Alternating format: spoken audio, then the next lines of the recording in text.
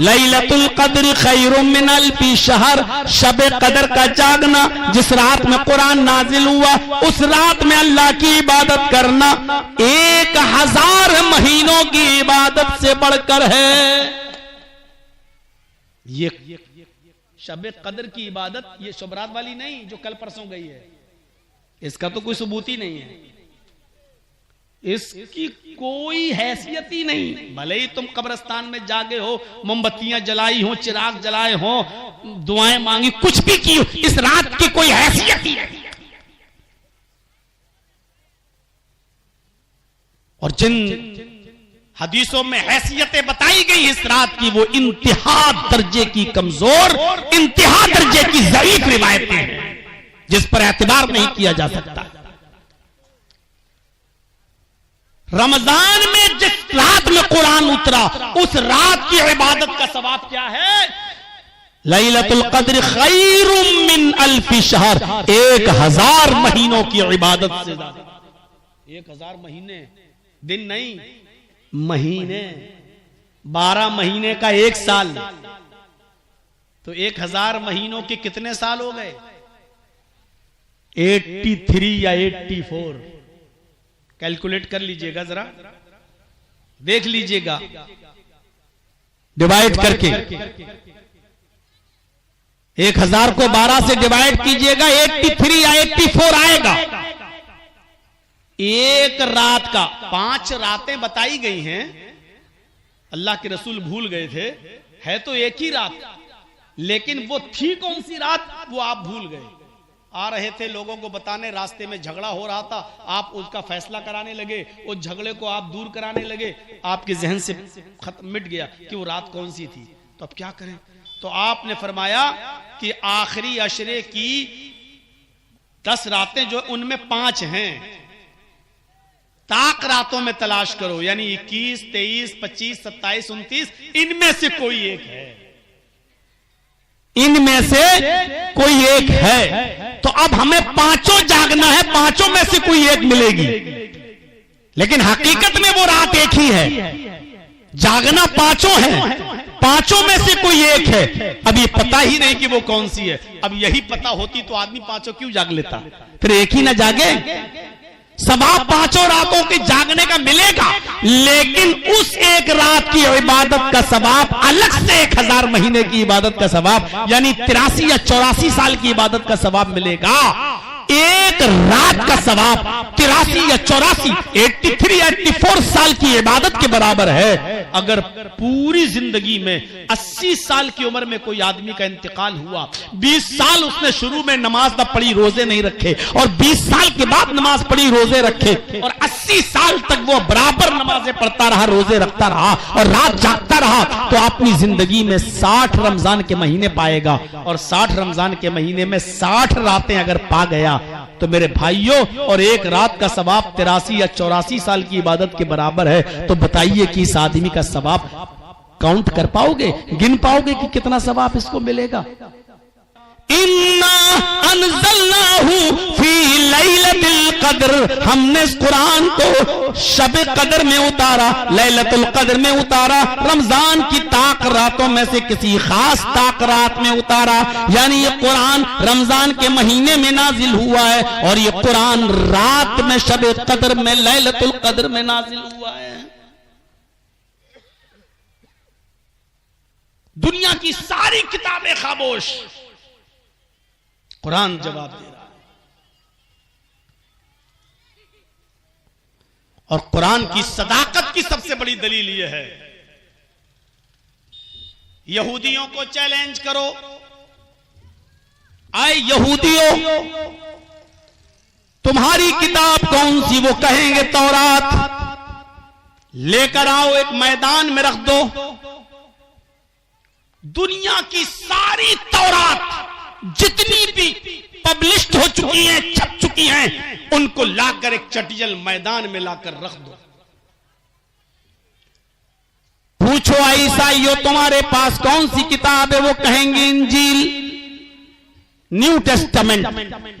तुम भी अपनी सारी किताबें ले आओ, पूरी दुनिया में जितनी भी हैं, एक भी इंजील का नुस्खा बाकी ना रहे, सब ले आओ, वो भी एक मैदान में रख दो। एक तरफ तौरात रखी हुई है, एक तरफ इंजील रखी हुई है। दाऊदियों से कहो कि तुम कौन सी किताब मानते हो, वो कहेंगे जबूर। तुम भी अपनी किताब ले आओ, सारी किताबें इसी मैदान में रख दो। हिंदू भाइयों से कहो कि तुम वेद को आसमानी किताब मानते हो, तुम अपने चारों वेद भी इसी मैदान में लाकर रख दो। पूरी दुनिया की सारी किताबें जिनको लोग पढ़ते हैं और जिन पर ईमान रखते हैं, उसको एक मैदान में लाकर रख दो। और मुसलमानों से पूछो तुम कौन सी किताब पर ईमान रखते हो, वो कहेंगे कुरान। तुम कुरान को भी उठा लाओ और एक मैदान में रख दो। पूरी दुनिया में एक भी कुरान बाकी न रहने दो, सारे के सारे कुरान उठाकर इसी मैदान में ले आओ। तौरात भी आ गई, जबूर भी आ गई, इंजील भी आ गई, वेद भी आ गए, कुरान भी आ गया। आए यहूदियों, तुम अपनी सारी किताबों में आग लगा दो। आए ईसाइयों, तुम अपनी सारी किताबों को जला दो। आए दाऊदियों, तुम सारे जबूर में आग लगा दो। हिंदू भाइयों, तुम सारे वेदों को जला दो। मुसलमानों, तुम सारे के सारे कुरान को जला दो। सारी किताबें जल गई। अब जो किताब बाकी रह जाए, जो किताब महफूज हो, वही असली किताब है। जो मजहब बाकी रह जाए, वही असली मजहब है। सब जलने के बाद फिर यहूदियों को चैलेंज करो कि अपनी किताब लाओ, नहीं ला पाएंगे। ईसाइयों से कहो कि इंजील लाओ, नहीं ला पाएंगे। दाऊदियों से कहो कि अपनी किताब जबूर लाओ, नहीं ला पाएंगे। हिंदू भाइयों से कहो कि वेद लाओ, नहीं ला पाएंगे। और हम मुसलमानों को चैलेंज करो कि कुरान लाओ, तो मदरसा लिल बनात का एक छोटा सा तालिब इल्म उठेगा। आप छोटे छोटे मदरसों का एक 10 साल का बच्चा उठेगा और अलिफ लाम मीम से शुरू करके वन्नास की सीन तक आपको कुरान सुना देगा। फिर इस कुरान को पब्लिश कर दिया जाएगा। मेरे भाइयों, सारी किताबों को जला दो। जो किताब अपनी असली शक्ल में बच जाए, वही असली है, वही ओरिजिनल है, वही अल्लाह की तरफ से नाजिल की हुई है, जिसको कयामत तक कोई हटा न सके, बिगाड़ न सके, एक नुक्ता भी उसका चेंज न कर सके। वही ओरिजिनल मजहब है, वही ओरिजिनल किताब है, वही अल्लाह की तरफ से नाजिल की हुई ओरिजिनल किताब है। गौर करके देख लो मेरे भाइयों। चले ये चिपिद्दी और चिपिद्दी के शोर पे कुरान को बदलने के लिए, जो 3 में न 13 में, जो 3 में न 13 में ये चले कुरान को चेंज करने। अल्लाह रब्बुल आलमीन आपके बैठने को कबूल फरमाए। आपने जो सुना उस पर अमल की तौफीक अता फरमाए। आपने जो मदरसे का ताउन किया, अल्लाह रब्बुल आलमीन उसको कबूल भी फरमाए। अल्लाह तबारक व तआला का बहुत बड़ा शुक्र है और उसका एहसान है कि उसने हमें और आपको इंसान बनाया और मुसलमान बनाया। उसने हमें और आपको इस्लाम की दौलत से माला माल किया और हमें एक ऐसी बैनल अक़वामी किताब, कानून हमें दिया हमारी रुश्त व हिदायत के लिए, हमारी फलाह व बहबूदगी के लिए, हमारी कामयाबी और कामरानी के लिए, जिसको नाजिल भी उसने किया और उसकी हिफाजत का जिम्मा भी उसी ने लिया। इन्ना नहनु नज़्ज़लना ज़िक्रा व इन्ना लहू लहाफ़िज़ून। वो बैनुल अक़वामी कानून क्या है? कुरान। वो बैनुल अक़वामी किताब क्या है? कुरान, जिसको नाजिल भी अल्लाह ने किया और क़यामत की सुबह तक इसकी हिफाजत की जिम्मेदारी भी उसी ने ली। ये उसका एक बहुत बड़ा एहसान है हमारे और आपके ऊपर। हम और आप इस दुनिया में कैसे जिंदगी गुजारें, क्यों आए हैं, मकसद क्या है? हमारी जिंदगी में जितनी चीजें आती हैं, जो मसाइल दरपेश हैं, वो हम कुरान से ही हल करेंगे। अब डिस्टर्ब नहीं कीजिए, बहुत देर हो गई है, बहुत देर से देख लिया। अब बैठ जाइए जिसको जहां जगह मिल रही है। हमें अपनी जिंदगी को कुरान की गाइडलाइन के मुताबिक गुजारना है। आप किसी कंपनी की कोई गाड़ी जब निकालते हैं शोरूम से, स्कॉर्पियो निकालें, इनोवा निकालें, आर्टिका निकालें, फॉर्च्यूनर निकालें, जो भी गाड़ी आप जिस कंपनी की आप निकालते हैं, तो वो कंपनी उस गाड़ी के साथ साथ एक गाइडलाइन देती है, एक किताब भी देती है, जिसमें उस गाड़ी के चलाने के नियम, उसूल और ज़ाब्ते लिखे होते हैं।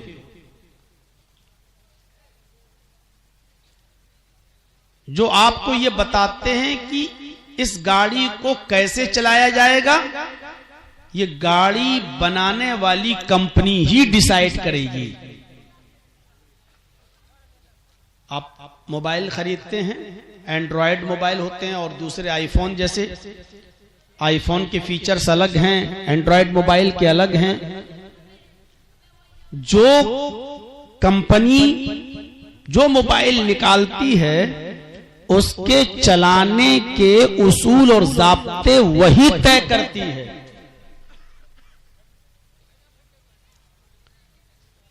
इस दुनिया को अल्लाह तबारक व तआला ने बनाया है, तो इस दुनिया को कैसे चलाया जाएगा, उसने इस दुनिया को चलाने के लिए भी हमें एक गाइडलाइन दी है कुरान करीम की शक्ल में। पता नहीं क्या हो रहा है।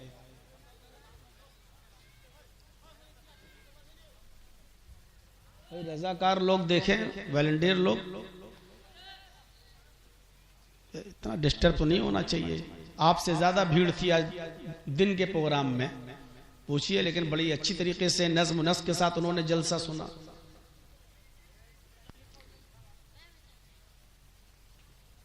अगर गाड़ी चलाने वाले की जो नियम उसने बनाए हैं, उसके नियम के मुताबिक आप गाड़ी नहीं चलाएंगे तो वो एक्सीडेंट कर जाएगी, आपकी जान को खतरा है।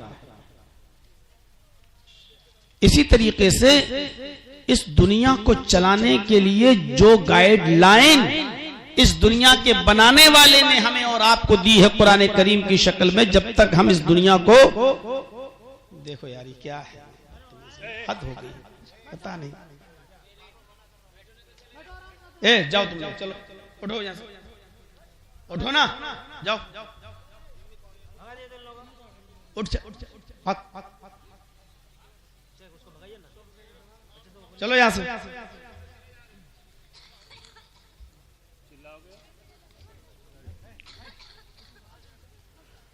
तो इस दुनिया को चलाने के लिए जब तक उस गाइडलाइन पर आप अमल नहीं करेंगे, यानी कुरान जो इस दुनिया के बनाने वाले ने हमें दिया है, तो हमारी जिंदगी भी खतरे में पड़ जाएगी। आपने अच्छी तरीके से इस मिसाल को समझ लिया होगा। अब आप समझ लीजिएगा हमारी जिंदगी के अंदर कुरान करीम की क्या अहमियत है, कहां जाना है, कहां नहीं जाना है। जैसे ड्राइवर तय करता है, उस गाड़ी का मालिक तय करता है, इसी तरीके से इस दुनिया में हमें क्या खाना है, क्या नहीं खाना है, क्या पीना है, क्या नहीं पीना है, कैसे रहना है और कैसे नहीं रहना है, ये सारे फैसले इस किताब के अंदर दर्ज हैं। अगर हम इस दुनिया को इस किताब के हिसाब से चलाएंगे तो ये दुनिया चलेगी, वरना हमारी जिंदगी खतरे में पड़ सकती है। और उसकी हिफाजत की जिम्मेदारी अल्लाह ने ले ली। लौ अंज़लना हाज़ल क़ुरआन अला जबलिन लरायतहु ख़ाशिअन मुतसद्दिअन मिन ख़शियतिल्लाह। हमने इस किताब को, इस कुरान को अगर किसी एक बहुत ऊंचे पहाड़ के ऊपर भी नाजिल किया होता, लरायता, तो आए मोहम्मद सल्लल्लाहु अलैहि वसल्लम आप उस पहाड़ को देखते, खाशिअन मुतसद्दिअन, वो झुका जा रहा होता, फटा जा रहा होता। बहुत आसान उर्दू के अल्फाज इस्तेमाल कर रहा हूं ताकि मैं अपनी बात आपके जहन में बिठा सकूं। अगर हमने इस किताब को, कुरान को किसी बहुत बड़े पहाड़ पर भी नाजिल किया होता तो आप देखते ऐ नबी उस पहाड़ को कि वो झुका जा रहा होता, फटा जा रहा होता, मिन खशियतिल्लाह, अल्लाह के खौफ से, अल्लाह के डर से। कुरान हम इंसानों पर नाजिल हुआ है, अगर हमने पहाड़ को दिया होता तो पहाड़ जैसी मजबूत चीज भी अल्लाह के डर से झुक जाती और फट जाती। इंसानों, इस कुरान के नाजिल होने के बाद अल्लाह के खौफ से तुम्हारा दिल क्यों नहीं फटता? वतिलकल अम्तालु नज़रिबुहा लिन्नास, ये मिसालें हम लोगों के सामने इसलिए बयान करते हैं लअल्लहुम यतफक्करून, ताकि वो गौर करें, ताकि वो फिक्र करें, सोचें। ये है कुरान की अहमियत। अल्लाह ने कहा पहाड़ पर नाजिल किया होता तो वो भी फटा जा रहा होता, झुका जा रहा होता। इन्ना नहनु नज़्ज़लना ज़िक्र व इन्ना लहू लहाफ़िज़ून, हमने तौरात भी नाजिल की, हमने इंजील भी उतारी, हमने ज़बूर भी उतारी, लेकिन तौरात को जब नाजिल किया तो हमने उसकी हिफाजत की जिम्मेदारी नहीं ली। देखो तौरात बदल गई। हमने ज़बूर को नाजिल किया लेकिन उसकी हिफाजत की जिम्मेदारी नहीं ली। देख लो ज़बूर भी चेंज हो गई। हमने इंजील को नाजिल किया लेकिन इंजील की भी हिफाजत की जिम्मेदारी हमने नहीं ली। इसलिए देख लो इंजील भी बदल गई, बाइबल भी बदल गई। लेकिन इस कुरान करीम को भी हमने नाजिल किया और इसकी हिफाजत की जिम्मेदारी भी हम ले रहे हैं। इन्ना नहनु नज़्ज़लना ज़िक्रा, इस जिक्र को, इस कुरान को नाजिल करने वाले भी हम हैं। व इन्ना लहू लहाफ़िज़ून, और इसकी हिफाजत भी हम ही करेंगे। इसकी हिफाजत की जिम्मेदारी जब अल्लाह ने ली तो देख लो 1400 साल पहले जिस कंडीशन में नाजिल हुआ था और आज भी उसी कंडीशन में और कयामत की सुबह तक भी इसी कंडीशन में रहेगा। कुरान करीम का जबर और जेर तो बहुत दूर की बात, एक नुक्ता भी नहीं बदला जा सकेगा। कयामत की सुबह तक कोई इसके अंदर कोई तब्दीली नहीं कर सकता। एक बदकमाश, एक जाहिल, एक बेगैरत इंसान उठा वसीम रिजवी के नाम से, जो कुरान को चेंज करने की बात करता था, कुरान को बदलने की बात करता था। कुरान से 40 आयतों को निकालने की एप्लीकेशन उसने सुप्रीम कोर्ट के अंदर दी। सुप्रीम कोर्ट ने उल्टा उसी के ऊपर जुर्माना लगा दिया, उसकी एप्लीकेशन को रिजेक्ट कर दिया। जो कुरान को बदलने चले थे अल्लाह ने उन्हीं को बदल डाला। मेरे भाइयों, वसीम रिजवी से उनको त्यागी बना दिया। आज हालत यह है कि उनको उनके धर्म के अंदर भी कोई जात नहीं मिल रही है, बिरादरी नहीं मिल रही है। सुना है यहां तक कि उनके धर्म वालों ने यह कह दिया मरने के बाद हम इसको चिता में भी नहीं जलाएंगे और हिंदू रस्म और रवाज के मुताबिक ये जलाया भी नहीं जाएगा। मेरे भाइयों, अब मुसलमानों ने भी कह दिया और शिया हजरात ने भी कह दिया हम इसको अपने कब्रिस्तान में दफन भी नहीं करेंगे। न खुदा ही मिला, न विसाले सनम, न इधर का रहा न उधर का हुआ। जो कुरान को बदलने चले थे खुद ही बदल गए। इस कुरान की अहमियत को पहचानो मुसलमान। ये कुरान कसमें खाने के लिए नहीं आया। तू झूठा कि मैं झूठा, चल मस्जिद में उठा ले कुरान। ये कुरान इसलिए भी नहीं आया,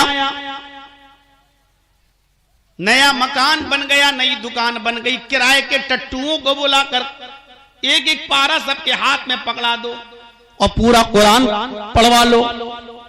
अब चाहे उसमें शराब की दुकान ही खोल लो, अब कयामत तक बरकत होगी। ये कुरान इसलिए भी नहीं आया कि किसी के मरने के बाद घर में बैठ कर एक एक पारा पढ़ के उसको बख्श दो और वो जन्नती हो जाएगा। अगर कुरान पढ़कर बख्श देने से कोई आदमी जन्नती होता तो इंदिरा गांधी जन्नतुल फिरदौस में जाती। उसकी समाधि पर जमीर फरोश मुसलमानों ने 3-3 कुरान पढ़े थे, 3-3 कुरान खत्म किए थे। अगर तुम्हारा बाप एक कुरान पढ़कर बख्श देने से जन्नती हो सकता है तो फिर इंदिरा गांधी पर तो 3 पढ़े गए थे, वो जन्नती क्यों नहीं होगी? ये कुरान इसलिए भी नहीं आया, ये कुरान हमें ये बताने आया कि जिस दुनिया में तुम आए हो उस दुनिया की जिंदगी को तुम किस तरह चलाओगे, किस तरह गुजारोगे। हम तो गाइडलाइन है, हम तुम्हें बताएंगे ये सड़क ठीक, ये सड़क गलत, ये रास्ता अच्छा, ये रास्ता बेकार, ये खाना सही, ये खाना गलत, ये बिजनेस सही, ये बिजनेस गलत। हम तो इसलिए आए हैं ताकि तुम्हें ये बता सकें कि तुम सही रास्ते पर कैसे चल सकते हो और बुरे रास्ते से कैसे बच सकते हो। चीखते हुए ऐलान करता, इन्ना हदैनाहु सबीलैन इम्मा शाकिरन व इम्मा कफूरा। ओ लोगों, हमने तुम्हें दोनों रास्ते बता दिए हैं, हमने तुम्हें बुरा रास्ता और अच्छा रास्ता दोनों रास्तों की निशानदेही कर दी है। इम्मा शाकिरन व इम्मा कफूरा। अब अच्छे रास्ते पे चल के अल्लाह के शुक्रगुजार बंदे बन जाओ या बुरे रास्ते पे चल के अल्लाह के नाफरमान बंदे बन जाओ।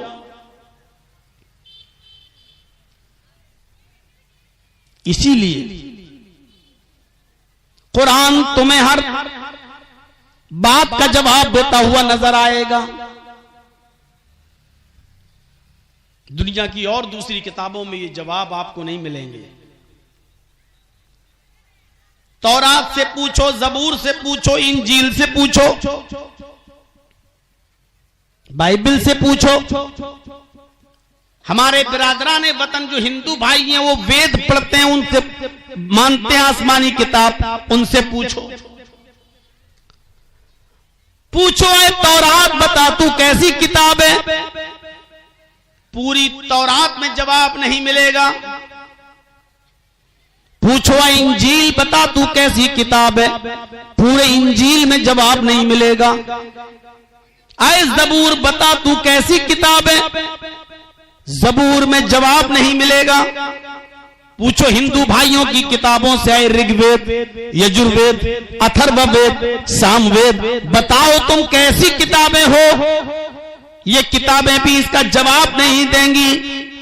कुरान से पूछो क्या ये कुरान बता तू कैसी किताब है, कुरान में ढूंढो, कुरान इसका जवाब देगा और चीख कर ऐलान करेगा, ज़ालिकल किताबु ला रैब फीह। ये कुरान एक ऐसी किताब है जिसके अंदर शक और शुबा करने की कोई गुंजाइश नहीं। ये कुरान जवाब देगा। दुनिया की सारी किताबें खामोश, लेकिन कुरान आपको जवाब देगा। ये कुरान एक ऐसी किताब है जिसमें शक करने की कोई गुंजाइश नहीं। तौरात से पूछो किन लोगों के लिए तुझे उतारा गया है, जबूर से पूछो किन लोगों के लिए उतारा गया है, इंजील से पूछो किन लोगों के लिए तुम आई हो, वेदों से पूछो तुम किन लोगों के लिए भेजे गए हो। न तौरात जवाब देगी, न जबूर, न इंजील। वेद भी खामोश नजर आएंगे। कुरान से पूछो, आए कुरान तू किन लोगों के लिए आया है, आए कुरान तू किन लोगों के लिए उतारा गया है। कुरान जवाब देगा, हुदल लिल मुत्तकीन, ये कुरान अल्लाह से डरने वाले लोगों के लिए हिदायत है। ये कुरान अल्लाह से डरने वाले लोगों के लिए नाजिल किया गया है। जो अल्लाह से डरते हैं ये कुरान उनके लिए उतारा गया है। कुरान दूसरी जगह ऐलान करता है, हुदल लिन्नासी व बय्यिनातिम मिनल हुदा वल फुरकान, ये कुरान पूरी दुनिया के लोगों के लिए हिदायत है।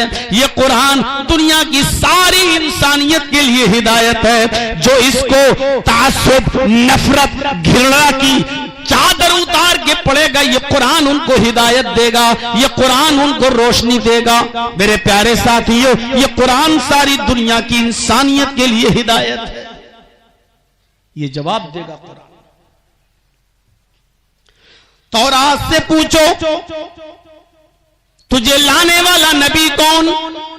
जबकि हम मानते हैं कि तौरात मूसा पर नाजिल हुई, इंजील ईसा पर नाजिल हुई, जबूर दाऊद अलैहिस्सलाम पर नाजिल हुई, लेकिन इन किताबों में जवाब मौजूद नहीं है। पूछो, है तौरात तुझे लाने वाला नबी कौन? तौरात खामोश। पूछो, है जबूर तुझे लाने वाला नबी कौन? जबूर खामोश। आए इंजील तुझे लाने वाला नबी कौन? इंजील भी खामोश। किसी भी हिंदू पंडित से पूछ लो कि ये वेद किसके ऊपर उतरे, कौन सा नबी लेके आया? रामचंद्र जी की जिंदगी पर लिखी हुई किताब क्या? वो कहेंगे रामायण। कृष्ण जी की जिंदगी पर लिखी हुई किताब कौन सी? वो कहेंगे गीता और महाभारत। पूछो फिर ये वेद कैसी किताबें हैं? पूछो ये वेद का लाने वाला कौन है? ये आसमानी आकाशीय ग्रंथ इनको मानते हो, आसमानी किताबें तुम इनको मानते हो, तो इन किताबों का लाने वाला नबी कौन? कोई पंडित इसका जवाब नहीं दे पाएगा। वेदों में भी इसका जवाब मौजूद नहीं। तौरात खामोश, जबूर खामोश, इंजील खामोश, वेद खामोश। कुरान से पूछो, आए कुरान तुझे लाने वाला नबी कौन? किसके ऊपर तू उतारी गई है? अल्लाह ने किस नबी के ऊपर तुझे उतारा? कुरान जवाब देगा, नुज़्ज़िल अला मुहम्मद, ये कुरान मोहम्मद के कल्बे अथर पर उतारी गई है। इस कुरान का लाने वाला नबी जनाब मोहम्मद रसूलुल्लाह है। कुरान जवाब दे रहा है। तौरात से पूछो, एक तौरात किस महीने में तू नाजिल हुई? खामोश। जबूर से पूछो, है जबूर तू किस महीने में उतरी? जबूर भी खामोश। यही सवाल 2 कदम आगे बढ़कर इंजील से पूछो, है इंजील तू किस महीने में नाजिल की गई? इंजील भी खामोश। हिंदू भाइयों से पूछो, तुम्हारे वेद किस महीने में उतरे हैं? किस महीने में नाजिल हुए? वेद भी खामोश। किसी किताब के पास इसका जवाब नजर नहीं आएगा। कुरान से सवाल करो, आए कुरान तू बता तू किस महीने में उतारा गया है? किस महीने में अल्लाह ने तुझे नाजिल किया है? किस महीने में तू उतरा है? कुरान आपको जवाब देगा, शहरु रमजान अल्लज़ी उनज़िला फ़ीहिल कुरान, रमजान का महीना वो बाबरकत महीना है जिस महीने के अंदर ये कुरान नाजिल किया गया। रमजान का महीना वो महीना है जिस महीने के अंदर ये कुरान उतारा गया। कुरान जवाब देगा। कुरान 2 कदम आगे और बढ़कर बताएगा। तुम पूछते हो किस महीने में उतरा, तो रमजान में उतरा।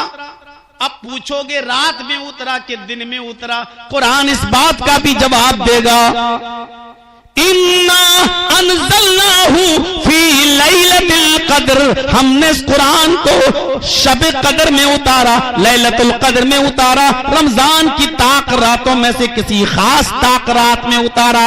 यानी ये कुरान रमजान के महीने में नाजिल हुआ है और ये कुरान रात में शब कद्र में, लैलतुल कद्र में नाजिल हुआ है। दुनिया की सारी किताबें खामोश, कुरान जवाब दे रहा है। और कुरान की सदाकत की सबसे बड़ी दलील यह है, यहूदियों को चैलेंज करो, आए यहूदियों तुम्हारी किताब कौन सी? वो कहेंगे तौरात। लेकर आओ, एक मैदान में रख दो,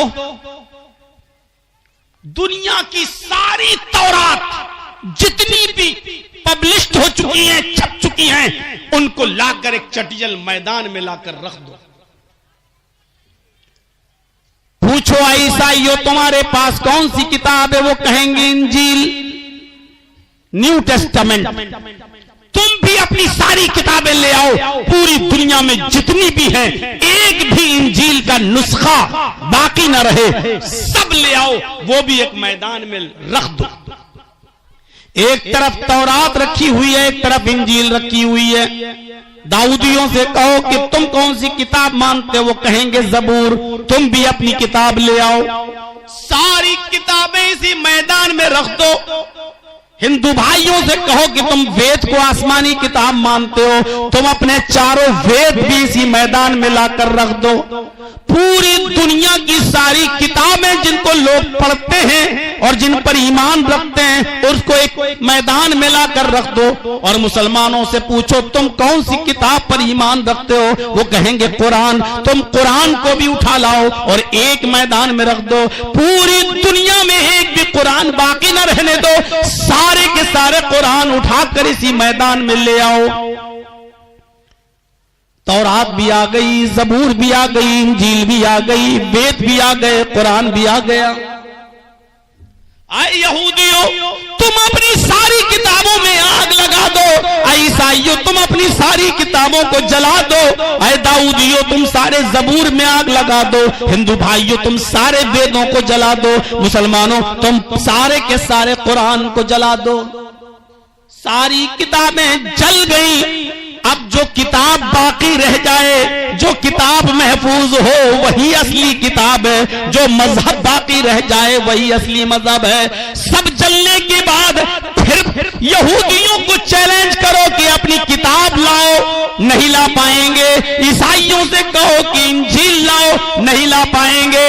दाऊदियों से कहो कि अपनी किताब जबूर लाओ, नहीं ला पाएंगे। हिंदू भाइयों से कहो कि वेद लाओ, नहीं ला पाएंगे। और हम मुसलमानों को चैलेंज करो कि कुरान लाओ, तो इसी मदरसा अस्मा लिल बनात का एक छोटा सा तालिब इल्म उठेगा, आप छोटे छोटे मदरसों का एक 10 साल का बच्चा उठेगा और अलिफ लाम मीम से शुरू करके वन्नास की सीन तक आपको कुरान सुना देगा।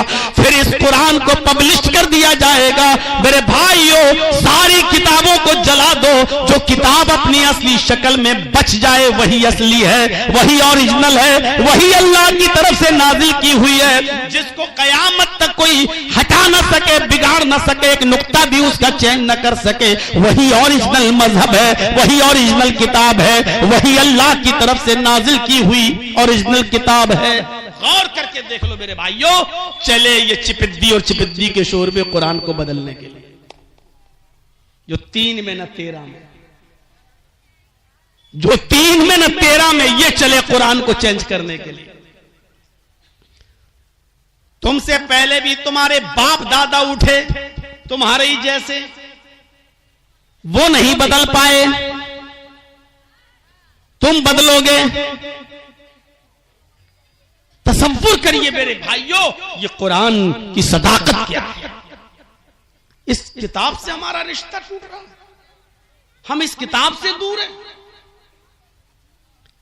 इसको हमने कसमें खाने के लिए बना लिया है, इसको हमने दुकान में खैरो बरकत के लिए बना रखा है, कोई मर जाए तो बख्शने की किताब समझ रखा है। अरे ये दस्तूरुल अमल है, ये बैनुल अक़वामी कानून है, ये हमें जिंदगी गुजारने के उसूल बताता है।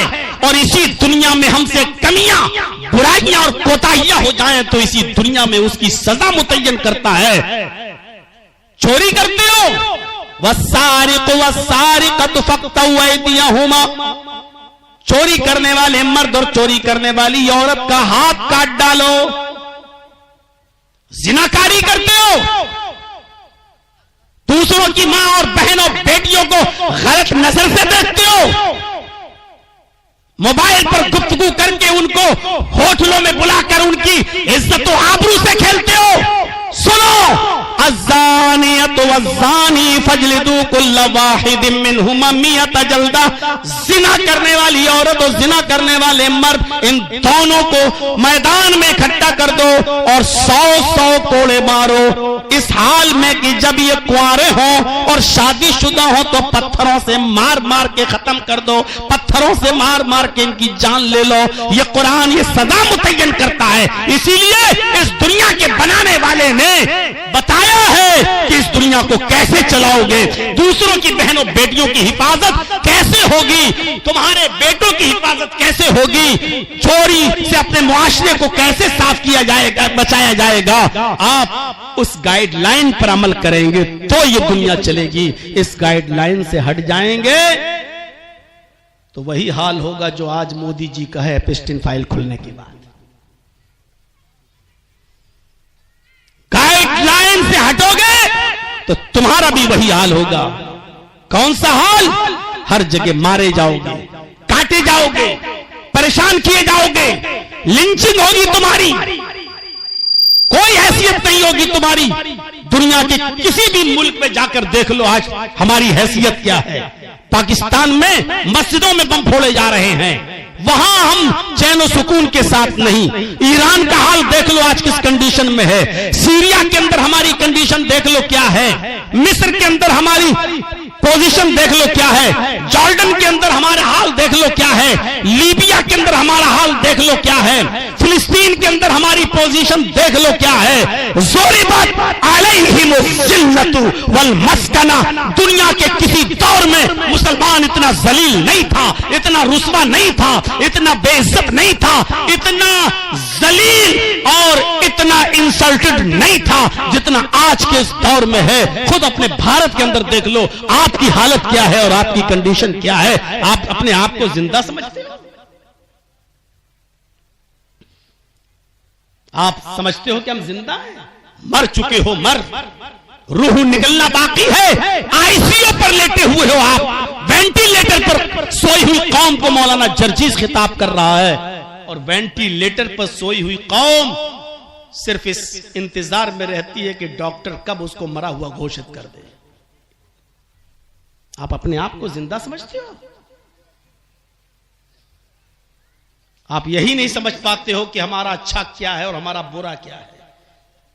आपके अंदर इतनी अकल नहीं है अपने आप को फैसला करने की कि इस वक्त हमें कहां जाना है, किस करवट जाना है, क्या रुख बदलना है। हमारी कंडीशन, मेरे भाइयों, एक नॉर्मल किस्म की गाय खरीदेंगे ना तो वो भी 15 से 20 हजार की मिलेगी। एक नॉर्मल किस्म का बकरा बकरी खरीदोगे तो वो भी 8-10 हजार से कम की नहीं मिलेगी। एक नॉर्मल किस्म का कुत्ता भी खरीदोगे तो वो भी 4-5 हजार से ज्यादा कम का नहीं मिलेगा। एक नॉर्मल किस्म का कुत्ता, उसकी कीमत 4-5 हजार से कम नहीं है। लेकिन हमारे वोट की हैसियत 100 रुपए, 1000 रुपए, 500 रुपए है। जो दे दे हम उस पार्टी को वोट दे देंगे। अपने आप को जिंदा समझते हो? अरे तुम्हारी हैसियत तो उस कुत्ते से भी कम है जो कम से कम 4-5 हजार का बिकता है। तुम्हारे जमीर 400 और 500 में बिकने वाले वोट के वक्त, और अपने आप को तुम जिंदा समझते हो? ये सोई हुई कौम है, ये बेहिस कौम है, ये वेंटिलेटर पर सोती हुई कौम है, वेंटिलेटर पर पड़ी हुई कौम है। जो चाहता है तुम्हारा मजाक उड़ाता है, जो चाहता है तुम्हें लूट लेता है, जो चाहता है तुम्हारी जज्बात से खेल के चला जाता है। और तुम अपने आप को बहुत बड़ा सूरमा समझते हो, बहुत बड़ा बहादुर समझते हो। तुम वेंटिलेटर पर लेटी हुई और सोई हुई कौम हो। डॉक्टर को मरा हुआ घोषित करने की देर है। बस मैंने कह दिया जो कहना था, और जिसको समझना था वो समझ गया होगा कि मौलवी जर्जीस ने क्या कहा। मेरे भाइयों, गाइडलाइन ये कुरान है। इसके मुताबिक हमें अपनी जिंदगी को गुजारना है, इसके मुताबिक हमें अपनी जिंदगी को परखना है। कुरान हैसियतें बदलता है, हम जानते नहीं है कुरान क्या है। सुनिए, दिल चाहता है कि आज आपको बता दूं कुरान कितनी अजीम किताब है, आपको बता दूं। और सुनिए, जुआ मक्के में होता था, शराब मक्के में पी जाती थी कुरान के नाजिल होने से पहले। जिनाकारी मक्के में होती थी, खाने काबा का तवाफ औरतें बिल्कुल नंगी होकर बरहना होकर किया करती थी, कपड़े का एक तार नहीं। ये मक्के की हैसियत थी।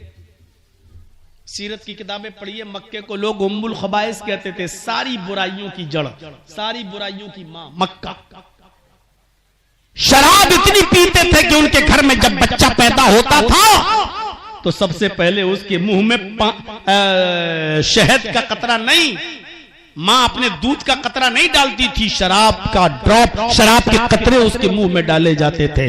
जुआ इतना खेला जाता था, रकम हार गए तो मकान लगा दिया, मकान हार गए तो बीवी लगा दी, और बीवी भी जुए में हार गए तो अपनी 15, 16, 18 साल की जवान बेटी जुए में लगा दी। ये जुए का हाल था। लड़की पैदा होती थी, 4 साल तक उसको पालने और पोसने के बाद कहा जाता था बीवी नहलाए इस बच्ची को, अच्छे कपड़े पहना। जैसे किसी को फांसी दी जाती हो तो उसको पहनने के लिए नए कपड़े दिए जाते हैं, फांसी के तख्ते पर लटकाने से पहले उसको नए कपड़े पहनाए जाते हैं, उसको नहलाया जाता है और उसके बाद में फिर उसको फांसी के तख्ते पर ले जाया जाता है। इसका बाप कहता था अपनी बीवी से, मेरी बेटी को नहला, खुशबू लगा, नया कपड़ा पहना। मां अपनी बेटी को नहलाती थी, धुलाती थी, नए कपड़े पहनाती थी, और फिर 4 साल की इस बच्ची को इसका जालिम बाप हाथ पकड़ के मेले के बहाने ले जाता था और जंगल में गड्ढा पहले से खुदा होता था, धक्का देता था, ऊपर से मिट्टी डाल के उसको पाट देता था, और वो अब्बू अब्बू चीखती और चिल्लाती रहती थी, और जब तक वो मर नहीं जाती थी तब तक वहां से आता नहीं था। और जब यकीन कर लेता था कि मेरी बेटी मर गई होगी, तब वो आता था अपने मोहल्ले में और जश्न मनाता था, अपने दोस्तों के साथ शराब का दौर चलता था। अपनी बेटी को मारने के बाद, कत्ल करने के बाद, दफनाने के बाद जश्न चलता था। मेरे भाइयों, उम्मुल खबाइस था मक्का, मक्के को लोग तमाम बुराइयों की जड़ कहते थे। इसीलिए इस बुराई को रोकने के लिए अल्लाह ने कहा कुरान में, वइज़ल मौऊदतु सुइलत, कयामत के दिन अल्लाह इस जिंदा, दरगोर और दफन की हुई लड़की को जिंदगी देगा, उसको ज़बान देगा और फिर उससे पूछेगा बिअय्यि ज़ंबिन कुतिलत, तुझे किस जुर्म में मारा गया, तुझे तेरे बाप ने किस जुर्म में कत्ल किया, क्यों दफन किया, तेरा कसूर क्या था। वो छोटी सी 4 साल की बच्ची अपनी जबान से चीख कर कहेगी, अल्लाह मेरा कसूर ये था कि तूने मुझे मेरे बाप के घर में लड़की बनाकर पैदा किया था, मैं लड़की बनकर इस घर में पैदा हुई, यही मेरा जुर्म था। मेरे प्यारे साथियों, ये मक्का उम्मुल खबाइस, तमाम बुराइयों की जड़, तमाम बुराइयों की मां था। लेकिन अल्लाह ने जब मक्के में कुरान नाजिल किया, अल्लाह ने जब मक्के में कुरान उतारा, अल्लाह ने जब मक्के में कुरान उतारा तो कुरान की बरकत से उस मक्के को उम्मुल कुरा बना दिया, सारी बस्तियों की मां बना दिया। जुआ वहां से मिट गया, शराब के मटके फोड़ दिए गए।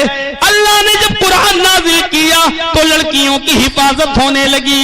इतनी हिफाजत हुई कि जो लोग लड़कियों के पैदा होने के बाद मार डाला करते थे, उन्हीं लोगों में जब लोग कुरान पर ईमान लाने लगे तो बाप के मरने के बाद बेटी को अपने बाप की विरासत से हिस्सा मिलने लगा, भाई के मरने के बाद भाई की विरासत से बहन को हिस्सा मिलने लगा, और बेटे के मरने के बाद बेटे की विरासत से उसकी मां को हिस्सा मिलने लगा। मेरे भाइयों, शौहर के मरने के बाद शौहर की विरासत से बीवी को हिस्सा मिलने लगा। ऐसा अल्लाह रब्बुल आलमीन ने कुरान की बरकत से उस औरत को इज्जतदार बना दिया, ये मकाम बख्श दिया।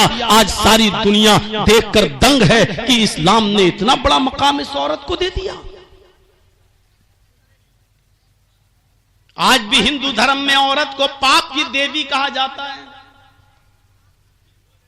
हिंदू धर्म में कहा जाता है कि आदम को, आशू को स्वर्ग से, जन्नत से निकलवाने वाली यही औरत है। शैतान ने बहकाया कि फल खा लो, इस दरख्त के पास चले जाओ, तो आदम तो नहीं जा रहे थे, हव्वा ही जबरदस्ती लेकर गई और आदम हव्वा की बातों में आए और उस दरख्त का फल खा लिए। अल्लाह ने दोनों को, आदम और हव्वा को, जन्नत से निकाला।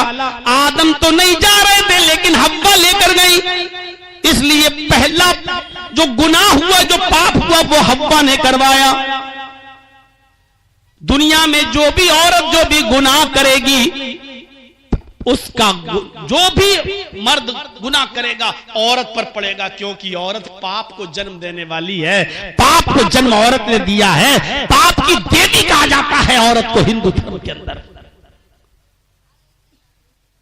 इस्लाम ने औरत को पाप की देवी नहीं कहा है। इस्लाम ने कहा है कि लड़की जब घर में पैदा होती है तो रहमत के दरवाजे खुल जाते हैं, रहमत लेकर आती है। इस्लाम ने औरत को रहमत करार दिया, लड़की को रहमत बताया। इस कुरान की बरकत से अल्लाह ने मक्के को उम्मुल कुरा बना दिया, सारी बस्तियों की मां बना दिया। सुनिए, कुरान जिस महीने में नाजिल हुआ, अल्लाह ने उस महीने को भी सैयदुल शुहूर बना दिया। भाई 29-30 दिन हर महीने में होते हैं। मुहर्रम, सफर, रबीउल अव्वल, रबीउल सानी, जमादुल अव्वल, जमादुल सानी, रजब, शाबान, रमजान, शव्वाल, ज़िक़ादा, ज़िलहिज, हर महीने में 29 या 30 दिन होते हैं। रमजान में भी 29-30 दिन है। लेकिन इन 12 महीनों में सबसे अफजल महीना कौन सा है?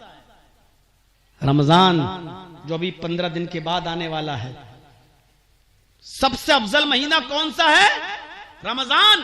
लेकिन इसको सबसे अफजल बनाने वाली चीज को क्या है? रमजान को सबसे मुबारक और सबसे अजीम महीना बनाने वाली चीज क्या है? वो है कुरान। शहरु रमजान अल्लज़ी उन्ज़िला फ़ीहिल कुरान, रमजान का महीना वो महीना जिस महीने में कुरान नाजिल हुआ। तो रमजान तमाम महीनों का सरदार बन गया। और रमजान को तमाम महीनों का सरदार किसने बनाया? कुरान। और जानते हो, सुनो, जिस रात में कुरान नाजिल हुआ, अल्लाह ने उस रात की तकदीर बदल दी, उस रात की आजमत बदल दी। आप आज जागेंगे, कल जागेंगे, क्या सवाब मिलेगा? जलसा सुनने आए हो 12-1-2 बजे तक जलसा खत्म, क्या सवाब मिलेगा? सुन लो। लेकिन जिस महीने में कुरान उतरा, उस महीने की जिस रात में कुरान उतरा, अल्लाह ने उस रात की आजमत को बुलंद करते हुए क्या कहा? लैलतुल क़द्र खैरुम मिन अल्फि शहर। शबे कदर का जागना, जिस रात में कुरान नाजिल हुआ, उस रात में अल्लाह की इबादत करना 1000 महीनों की इबादत से बढ़कर है। ये शबे कदर की इबादत, ये शुबरात वाली नहीं जो कल परसों गई है, इसका तो कोई सबूत ही नहीं है, इसकी कोई हैसियत ही नहीं। भले ही तुम कब्रिस्तान में जागे हो, मोमबत्तियां जलाई हो, चिराग जलाए हो, दुआएं मांगी, कुछ भी की हो, इस रात की कोई हैसियत ही नहीं। और जिन हदीसों में हैसियतें बताई गई इस रात की, वो इंतहा दर्जे की कमजोर, इंतहा दर्जे की ज़ईफ रिवायतें हैं, जिस पर एतबार नहीं किया जा सकता। रमजान में जिस रात में कुरान उतरा, उस रात की इबादत का सवाब क्या है? लैलतुल क़द्र खैरुम मिन अल्फि शहर। 1000 महीनों की इबादत से ज्यादा। 1000 महीने, दिन नहीं, महीने। 12 महीने का 1 साल, तो 1000 महीनों के कितने साल हो गए? 83 या 84। कैलकुलेट कर लीजिएगा, जरा देख लीजिएगा, डिवाइड करके 1000 को 12 से डिवाइड कीजिएगा 83 या 84 आएगा। एक रात का 5 रातें बताई गई हैं, अल्लाह के रसूल भूल गए थे, है तो एक ही रात, लेकिन वो थी कौन सी रात वो आप भूल गए। आ रहे थे लोगों को बताने, रास्ते में झगड़ा हो रहा था, आप उसका फैसला कराने लगे, उस झगड़े को आप दूर कराने लगे, आपके जहन से खत्म मिट गया कि वो रात कौन सी थी। तो अब क्या करें? तो आपने फरमाया कि आखिरी अशरे की 10 रातें जो उनमें 5 हैं, ताक रातों में तलाश करो, यानी 21, 23, 25, 27, 29, इनमें से कोई एक है, इनमें से कोई एक है। तो अब हमें 5 जागना है, 5 में से कोई एक मिलेगी, लेकिन हकीकत में वो रात एक ही है। जागना 5 है, 5 में से कोई एक है। अब ये पता ही नहीं कि वो कौन सी है। अब यही पता होती तो आदमी 5 क्यों जाग लेता, फिर एक ही ना जागे। सवाब 5 रातों के जागने का मिलेगा, लेकिन उस एक रात की इबादत का सवाब अलग से 1000 महीने की इबादत का सवाब, यानी 83 या 84 साल की इबादत का सवाब मिलेगा। एक रात का सवाब 83 या 84, 83 या 84 साल की इबादत के बराबर है। अगर पूरी जिंदगी में 80 साल की उम्र में कोई आदमी का इंतकाल हुआ, 20 साल उसने शुरू में नमाज न पढ़ी, रोजे नहीं रखे, और 20 साल के बाद नमाज पढ़ी, रोजे रखे, और 80 साल तक वो बराबर नमाजें पढ़ता रहा, रोजे रखता रहा और रात जागता रहा, तो अपनी जिंदगी में 60 रमजान के महीने पाएगा। और 60 रमजान के महीने में 60 रातें अगर पा गया तो मेरे भाइयों, और एक रात का सवाब 83 या 84 साल की इबादत के बराबर है। तो बताइए कि इस आदमी का सवाब काउंट कर पाओगे, गिन पाओगे कि कितना सवाब इसको मिलेगा? सहाबा किराम में एक ने कहा था, अल्लाह के रसूल, हजरत नूह की उम्र 900 साल, 950 साल थी। उस जमाने में लोग 500, 500, 600, 600 साल तक जिंदा रहते थे, तो जाहिर है कि अमल भी ज्यादा करते थे, तो वो लोग नेकियों में आगे होंगे, हम नेकियों में पीछे होंगे। हम लोग 60, 70, 80 साल की उम्र में खत्म हो जाते हैं। अय अल्लाह के नबी, दुआ कीजिए अल्लाह हमें भी ज्यादा उम्रें दे ताकि हम ज्यादा अमाल करें। अल्लाह के नबी ने तब उनको ये बताया था कि अगर तुम एक रात जाग लोगे तो 84 साल की इबादत का सवाब मिल रहा है। अगर 40 साल में 40 रातें जाग ली तो तुम पहले जमाने की उम्मतों से भी नेकियों में आगे निकल जाओगे। अल्लाह ताला ने हमारी उम्मत की उम्रें कम रखी हैं, लेकिन सवाब ज्यादा रखा है, सवाब ज्यादा रखा है। हम इस कम उम्र में बहुत ज्यादा सवाब पा सकते हैं। आप एक नमाज पढ़ने गए जोहर की, आपको 1 रकात का सवाब नहीं मिला, आपको 10 का सवाब मिला। आपने 1 रोजा रखा, आपको 1 रोजे का सवाब नहीं मिला, आपको 10 रोजों का सवाब मिला। और रमजान के महीने में अगर आपने 1 रोजा रखा तो आपको 70 रोजे का सवाब मिल रहा है। रमजान के महीने में अगर आप 1 रकात नमाज पढ़ रहे हैं नफिल, तो उसका सवाब फर्ज के बराबर है, और 1 फर्ज रकात पढ़ रहे हैं तो उसका सवाब 70 फर्ज रकात के बराबर है। गौर करो, उम्रें कम, सवाब ज्यादा। नहीं मानोगे, इनके माँ और बाप से पूछो, ये जरूर रात में पैदा हुए होंगे कभी। हमारा दिल कहता है ये रात में पैदा हुए होंगे, दिन की पैदाइश नहीं है इनकी। भगाओ यार इनको, सामने बैठकर ये हंगामा करते हैं। ये कितनी जल्दी बन गया, जैसे लग रहा है जैसे सो गया हो। देखिए ये हमको बेवकूफ बना रहा है यहां सामने बैठकर। देखो उठ गया।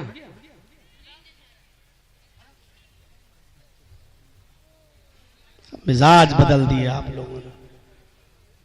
बच्चे पैदा करना बहुत आसान है, तरबियत करना जरूरी है। इनको तरबियत अच्छी नहीं मिल रही है।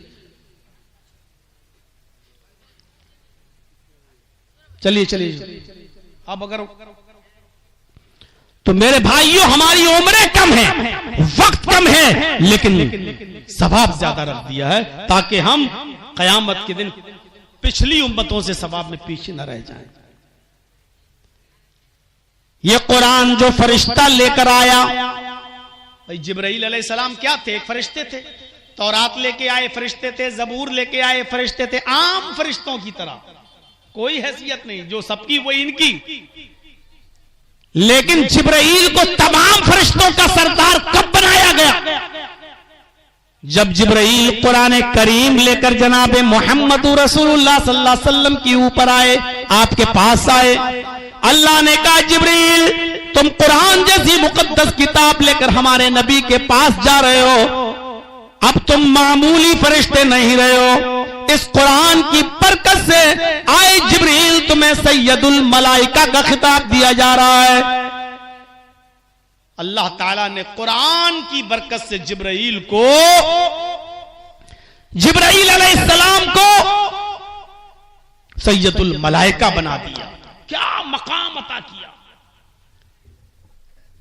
आपके समझ में आ रहा है ना।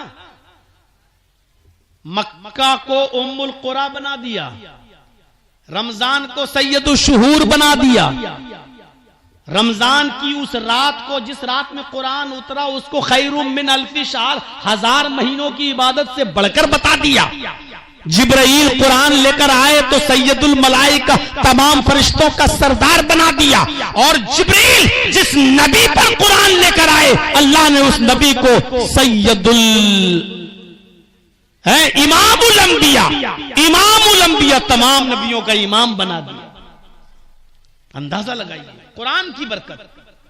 ये कुरान जिस नबी पर नाजिल हुआ अल्लाह ताला ने उस नबी को इमामुल अंबिया बना दिया, तमाम नबियों का इमाम। बैतुल मक़दिस में आपने तमाम नबियों की इमामत की। सारे नबी आपके पीछे खड़े हैं, मुहम्मद रसूलुल्लाह आगे खड़े हैं। आपने उनको नमाज पढ़ाई और सारे नबियों ने आपके पीछे नमाज पढ़ी। अल्लाह ने आपको इमामुल अंबिया बना दिया। और सुनो मेरे भाइयों, कुरान जो लोग पढ़ते हैं और कुरान जो लोग पढ़ाते हैं अल्लाह ताला ने इनके मकाम को और इनके मर्तबे को भी बुलंद कर दिया। अल्लाह के नबी फरमाते हैं खैरुकुम मन तअल्लमल कुरान व अल्लमा, तुम में सबसे बेहतर लोग वो हैं जो कुरान को खुद सीखते हैं और दूसरों को सिखाते हैं। कुरान का पढ़ने वाला दुनिया का सबसे अच्छा तालिब इल्म और कुरान का पढ़ाने वाला दुनिया का सबसे अच्छा उस्ताद। ये है उलमा का मकाम और ये है इल्म का मकाम। मैं ये नहीं कह रहा हूं कि केमिस्ट्री मत पढ़ो, मैं ये नहीं कह रहा हूं फिजिक्स मत पढ़ो, मैं ये नहीं कह रहा हूं बायो मत पढ़ो, मैं ये नहीं कह रहा हूं आपसे कि आप मैथ मत पढ़ो। कुरान जब कोई इंसान पढ़ेगा और कुरानी तालीम हासिल करेगा तो ये सारी चीजें तो उसको ऑटोमेटिकली पढ़ना पड़ेंगी, वरना कुरान को कैसे समझोगे। कुरान सारे उलूम का सरचश्मा है, हर इल्म है कुरान के अंदर। बल्कि आज के जमाने में जो science, math, bio, physics, chemistry वगैरह आज के जमाने में जो पढ़ा है वो बहुत जल्दी और बहुत आसानी के साथ कुरान को समझ लेता है। और ये चीजें न पढ़ने वाला आसानी से कुरान को नहीं समझ पा रहा है। डॉक्टर शिव शक्ति स्वरूप का नाम आपने सुना होगा, ना सुना हो तो सुनो, मैं मिल चुका हूं। भोपाल की सरजमीन पर एक डॉक्टर हैं जिनका पहले नाम था शिव शक्ति स्वरूप, MBBS MS डॉक्टर। कौन से? MBBS MS सर्जन, छोटे मोटे सर्जन नहीं, बड़े सर्जन। किसी मुस्लिम दोस्त ने इनको इंग्लिश में कुरान दे दिया कि आप इसका मुताला करिए, स्टडी करिए। डॉक्टर शिव शक्ति स्वरूप अपना काम भी करते रहे, हॉस्पिटल भी देखते रहे और कभी मौका मिलता तो कुरान पढ़ते गए। जब वो 18वें पारे में सूरह मोमिन पर पहुंचे तो उनके सामने से एक आयत गुजरी जिसका तर्जुमा उन्होंने इंग्लिश में पढ़ा। वो तर्जुमा पूरा साइंटिफिक था। उन्होंने जो साइंस में पढ़ा था, बायो में पढ़ा था, उन्होंने कहा कि अल्लाह 1400 साल पहले तो साइंस का पता भी नहीं था, अल्ट्रासाउंड वजूद में नहीं आया था, फिर इतनी गहरी चीज 1400 साल पहले इस कुरान में कहां से आई? लक़द ख़लक़नल इंसान मिन सुलालतिन मिन तीन थुम्मा जअलनाहु नुत्फ़तन फ़ी क़रारिन मकीन थुम्मा ख़लक़नन नुत्फ़ता अलक़तन फ़ख़लक़नल अलक़ता मुज़ग़तन फ़ख़लक़नल मुज़ग़ता इज़ामन फ़कसौनल इज़ाम लहमा। कुरान की आयतें वो पढ़ते हैं, इसके तर्जमे पर गौर करते हैं। सुनो इसका तर्जुमा। लक़द ख़लक़नल इंसान मिन सुलालतिन मिन तीन, हमने इंसान को मिट्टी के खुलासे से पैदा किया, मिट्टी के सत से पैदा किया, मिट्टी के एसेंस से पैदा किया। थुम्मा जअलनाहु नुत्फ़तन फ़ी क़रारिन मकीन, फिर हमने नुत्फे को एक मजबूत ठिकाने पर पहुंचा दिया। कुरान लेकर आने वाले मोहम्मद को कैसे मालूम कि वो नुत्फा बच्चेदानी में जाकर मजबूत ठिकाने पर पहुंच जाता है? ये तो आज की अल्ट्रासाउंड मशीन बताती है। मियां बीवी मिले, हस्बैंड वाइफ का ताल्लुक कायम हुआ, पानी का कतरा रहमे मादर में गया, पानी की हकीर बूंद रहमे मादर में गई, बच्चेदानी के अंदर गई, वो इतनी मजबूत जगह पर पहुंच जाती है कि सुबह जब औरत उठती है तो नाश्ता भी बनाती है, खाना भी बनाती है, बर्तन भी धोती है, पोछा भी लगाती है, चलती भी है, फिरती भी है, लेटती भी है, लेकिन पानी का वो कतरा जहां पहुंच गया वहां से टस से मस नहीं होता, वहां से हिलता डुलता नहीं, वो अपने मकाम पर पहुंचकर अपना काम करना शुरू कर देता है। आज से 1400 साल पहले कुरान लेकर आने वाले मोहम्मद को ये कैसे मालूम कि वो एक मजबूत ठिकाने पर पहुंच जाता है? जबकि मोहम्मद तो पढ़े भी नहीं थे, जैसे उनकी मां ने पैदा किया उसी तरीके से बड़े होकर भी अनपढ़ थे। उन्होंने न अलिफ बा ता सा पढ़ा, न ABCD पढ़ी, न A पढ़ी, उन्होंने कोई चीज नहीं पढ़ी, उनको पढ़ाने वाला कोई नहीं था। वो पैदा हुए तो बाप को नहीं देखा, 6 साल के हुए तो मां भी चली गई, 8 साल के हुए तो दादा का भी इंतकाल हो गया। अरे मोहम्मद को पढ़ाने लिखाने वाला कोई नहीं, फिर इतनी बड़ी साइंस मोहम्मद को किसने बता दी कि वो नुत्फा, वो पानी का कतरा एक मजबूत ठिकाने पर पहुंचा दिया गया। अभी वो आगे पढ़ रहा है, सुम्मा खलक़नन नुत्फ़ता अलक़तन फ़ख़लक़नल अलक़ता मुज़ग़तन फ़ख़लक़नल मुज़ग़ता इज़ामन फ़कसौनल इज़ाम लहमा। फिर हमने पानी के उस कतरे को, उस नुत्फे को जमा हुआ खून बना दिया, फिर जमे हुए खून को गोश्त का लोथड़ा बना दिया, फिर गोश्त के लोथड़े को हमने हड्डी बना दिया, फिर हड्डी के ऊपर हमने गोश्त पहना दिया, फिर हड्डी के ऊपर हमने गोश्त चढ़ा दिया। डॉक्टर शिवशक्ति स्वरूप कहता है, उस वक्त वो हिंदू था, कहता भगवान की कसम मेरी अल्ट्रासाउंड मशीन बताती है कि बिल्कुल यही पोजीशन, यही तरतीब होती है। यानी वो पानी का कतरा पहले जमा हुआ खून बनता है, फिर उसके बाद में गोश्त का लोथड़ा बनता है, फिर गोश्त के लोथड़े के बाद हड्डी बनता है, फिर हड्डियों के ऊपर भी गोश्त चढ़ाया जाता है, बिल्कुल इसी कंडीशन से बनता है। इतना बड़ा बायो का इल्म, इतना बड़ा साइंस का इल्म 1400 साल पहले अरब की सरजमीन पर इस कुरान के नाजिल करने वाले ने मोहम्मद को बताया, और मोहम्मद ने हम सबको बताया। यकीनन ये मोहम्मद पर जो किताब